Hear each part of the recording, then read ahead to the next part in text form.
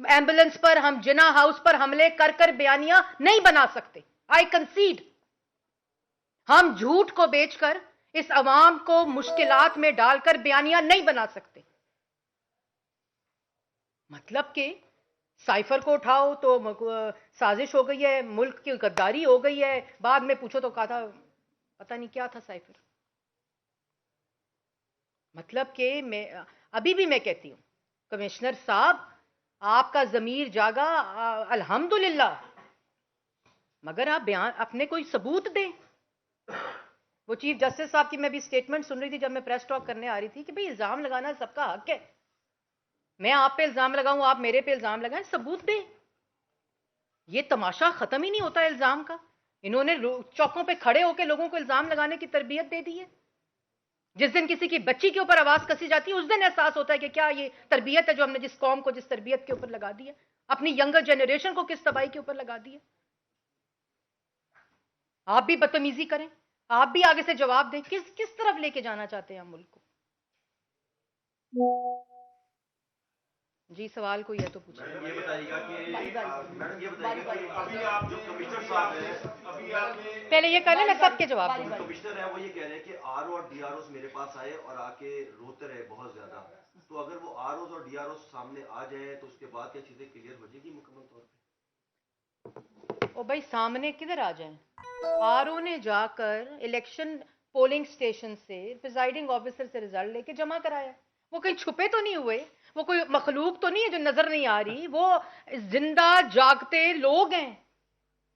की रहनुमा Maryam Aurangzeb news conference कर रही हैं कि इस पूरे इलेक्शन में जो ट्रांसपेरेंसी का एलिमेंट था, कहीं कोई ऐसा शवाहिद जो इससे नाला है इलेक्शन से वो भी नहीं दे सके कि किसी अदारे की किसी तरह, कहीं कोई ऐसा शवाहिद जो इससे नाला है इलेक्शन से वो भी नहीं दे सके कि किसी अदारे की किसी तरह भी आउट ऑफ द वो जाके मुदाखलत थी। जो इल्ज़ाम भी लगा रहे हैं वो भी ये कह रहे हैं कि अदारों ने इसमें अपना कोई किरदार अदा नहीं किया। ठीक है जी, जो हारे हैं जो जीते हैं सब कुछ। मैं सिर्फ ये कह रही हूँ कि बतौर सियासी जो फोर्सेस हैं, जो मुल्क के सिटीजन्स हैं, जो मुल्क के अंदर अदारे हैं, जो इलेक्शन कमीशन है, इन सब और जुडिशरी है, लेकिन सबसे ज़्यादा जिम्मेदारी हम लोगों पर है कि हम इस मुल्क में अनारकी ना फैलाएं, फसाद ना फैलाएं, अफरा तफरी ना फैलाएं। इसमें फैलाएगा कोई और गिरोह, नुकसान सबका होगा। तो एक मिनट अभी आपने तहकीकात की बात की कि तहकीकात होनी चाहिए, कौन तहकीकात करे? इलेक्शन कमीशन करे, सुप्रीम कोर्ट करे, फेडरल गवर्नमेंट करे, सेंट्रल गवर्नमेंट करे, किससे आप मुतालबा कर रहे हैं? और दूसरा ये मैं जी केयर टेकर गवर्नमेंट से मुतालबा कर रही हूँ, जिनके ये कमिश्नर हैं, मैं उनको मुतालबा कर रही हूँ कि वो एक तो इनको ECL पे डालें, तहकीकात करें, इनके पूरे 8 दिन और उससे पहले का रिकॉर्ड, उससे पहले का रिकॉर्ड जब इलेक्शन हो रहा था और जब ये अपनी पोजीशन के ऊपर थे, इनकी पूरी की पूरी रिकॉर्ड को अपनी तहवील में लेकर उसको इन्वेस्टिगेट किया जाए कि किन लोगों के साथ इनके राब्ते थे, किन लोगों के साथ ये इन कांटेक्ट में थे और इनकी क्या रोजमर्रा की जो होती है रूटीन वो क्या थी, और ECL पे डाला जाए। आपने अभी कहा कि मुल्क गैर यकीनी सूरत से गुजर है, जब तक हुकूमत साजी का अमल मुकम्मल नहीं होता तो ये अगर कोई साजिश भी कर रहा है तो उनको ऐसे मौके मिलते रहेंगे।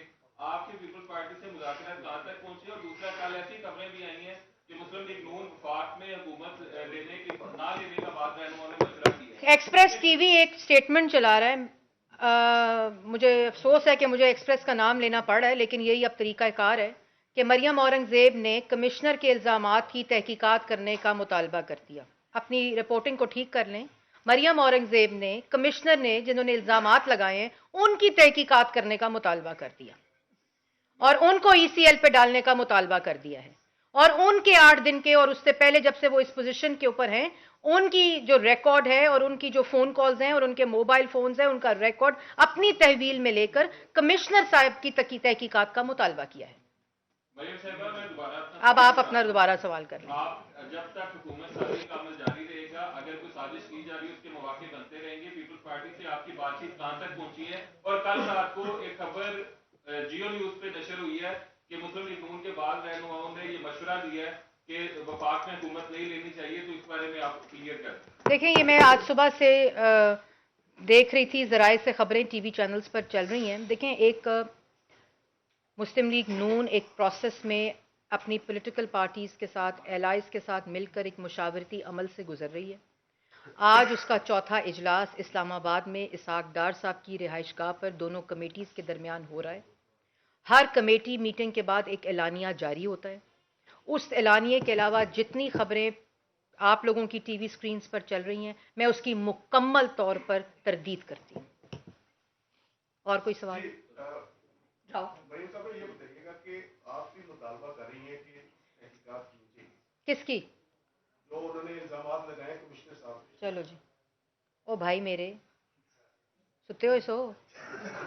मैं क्या है कि कमिश्नर साहब की तहकीकात होनी चाहिए। नहीं चले नहीं ना सर, सवाल दोबारा करें। कमिश्नर साहब की तहकीकात। थैंक यू अच्छा, वो नहीं ये पार्टी सर। बात जो पार्टी जहाँ से जीती है वो कह रही है कि वहाँ पर इलेक्शन में दाखिली नहीं हुई, लेकिन दूसरी जगहों पे हुई। तो इसके लिए बेहतर नहीं, अब आपकी जो बातचीत भी चल रही है पाकिस्तान पीपल्स पार्टी के साथ हुकूमत साजी के हवाले से, तो इस पर ओवरऑल तमाम का तमाम जो ये तहकीकात काला सतही कमीशन जो है वो तश्कील दिया जाए पार्लियामेंट के लेवल का, तो उस पर आप करेंगे इस हवाले से? देखिए, मैं इलेक्शन कमीशन नहीं हूँ, मैं किसी भी अदालत को रिप्रेजेंट नहीं करती। अगर किसी को, मैं बार बार, हम भी गए हैं, हम पिटिशंस लेकर इलेक्शन कमीशन में गए हैं। ये नहीं हो सकता कि जो फॉर्म 45 वहाँ के जहाँ आप जीत